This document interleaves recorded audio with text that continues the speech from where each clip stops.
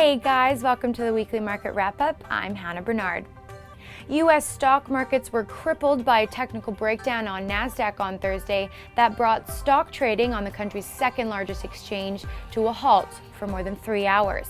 Called a flash freeze, all stocks listed on the NASDAQ exchange had their trading activity ceased. The SEC is investigating, the president has been briefed, and NASDAQ officials have gone quiet, only adding to the frustration. All this was no help to a market already attempting to form a support base after falling nearly 2% overall last week. U.S. equity markets had a slight recovery on Thursday following last week's sharp decline, with the Dow Jones up 60 points and the benchmark S&P 500 gaining 0.75%. However, both indices are below key technical and psychological levels as investors speculate as to the future direction of the markets.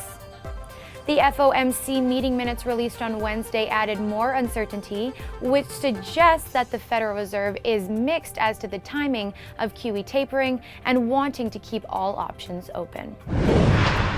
In the bond market, U.S. Treasury 10-year yield shot up to 2.88% on Monday, followed by a slight pullback before closing at 2.9% on Thursday. Despite a vocal contrarian segment, mainstream financial pundits are increasingly convinced that the Fed will cut back on its loose monetary policies, which portends a crash in the decades-long bond bull market. Now let's turn to currencies and see how they reacted differently to this week's fundamentals.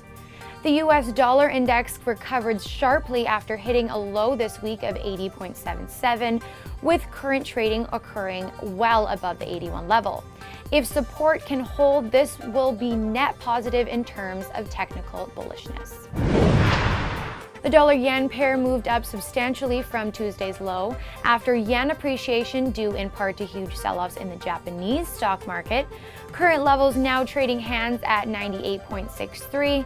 It's important to note while the overall Forex sector is in flux, the technical trend looks bullish for the pair. The euro-dollar pair moved to the downside after briefly touching the 134 level earlier this week. While the euro has jumped over 4% from July's bottom, recent trades have been extremely choppy and caution is advised for conservative traders. Now it's time for winners and losers and our picks for the week. The winner this week is Gamestop, ticker symbol GME.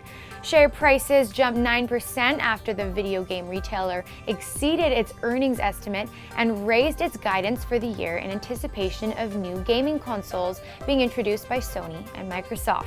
The console wars between the two electronic giants coincide with the hugely popular software releases, including Activision's latest Call of Duty series.